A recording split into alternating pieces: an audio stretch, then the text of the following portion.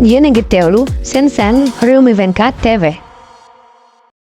vendredi 8 mai 2026 ca assemblée nationale ba lii fa la xewee tey moo tax dama lay ñaan rek nga topp vidéo ba mu jeex soo comprendre nga dem ci commentaire yi nga wax ma lan nga ci jàngat ndax man damaa gis ni moom nit moom boo xasee xayee di rek xayee di nga te gor du jub gàcce mukk te dëppul foo fekk ku jub gàcce di gën a xuus du gor te lii moo xew. Par lettre datée du 7 mai 2026, le président de la République a saisi l'Assemblée nationale d'une demande de seconde lecture de la loi modifiant la loi numéro 2021-35 du 23 juillet 2021 portant code électoral, notamment ses articles 29 et 30. Ce qui s'est passé, c'est après le vote de la loi, maanaam bi ñu voté ba pare ci même bés bi dañu yónnee texte bi pour promulgation wala boog pour mu suivre la procédure ñu yónnee ko primature ñoom it ñu jël ko yónnee ko président.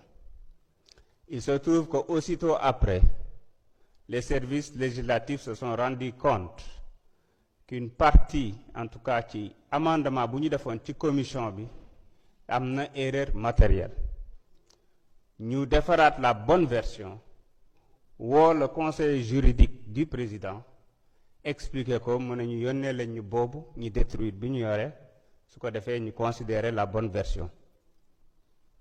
Ce qui a été fait, donc ñu yónnee ko. Moi personnellement j'en ai discuté avec le président ba mu reconnaître ko ne mu ngi xaar version boobu ñëw. Donc loolu mooy li nga xamante ne nii xew na ci yamuñu ci woowaat nañu ministre conseil juridique parce que genre erreur yooyu yàgg na am ñoom dañuy envoyer ay projet de loi wala ay décret yoo xamante ne nii dañu koy xool ci say erreur matérielle ñu contacter leen corriger def la bonne information wala parfois sax ñu def ay amendements gis ngeen fi loi bu fi ñëw def une quarantaine d'amendements. Donc c'est dans l'ordre normal des choses et ce qui a été retenu c'est de considérer la bonne version, d'autant plus que benn bordereau d'envoi la à la même date. Mais ce qu'on a noté c'est que daa tenir compte ci deux versions yépp et ci base boobu la waxee ne day def demande seconde lecture. Seconde lecture nag mën na ko demander selon l'article 73 mais dama koy lire mu leer. Dans le délai fixé pour la promulgation, le président de la République peut, par un message motivé, demander à l'Assemblée nationale une nouvelle délibération qui ne peut être refusée. La loi ne peut être votée en seconde lecture que si les 3/5, maanaam 99 députés, des membres composant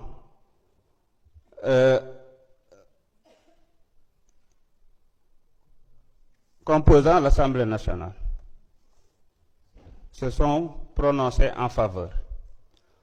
Mais mënoo ko def avant tant que délai de recours bi jeexul.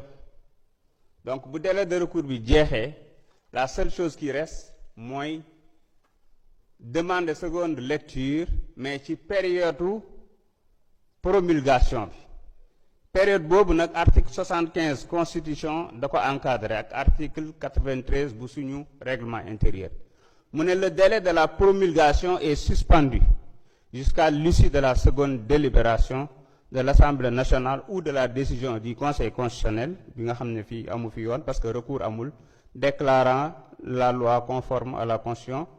Dans tous les cas, à l'expiration des délais constitutionnels, la promulgation est de droit, il y est pourvu par le président de l'Assemblée nationale.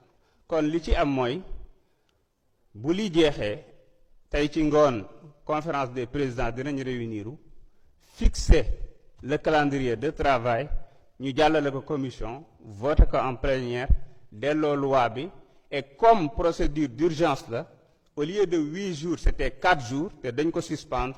Donc, dans la même semaine, la promulgation va passer. Lolo, je tenais à vous faire cette précision. Donc, la conférence des présidents se réunira aujourd'hui à 16h pour fixer les travaux de séance en commission et en plénière. L'ordre du jour étant épuisé, je propose donc à l'Assemblée de lever la séance. Merci.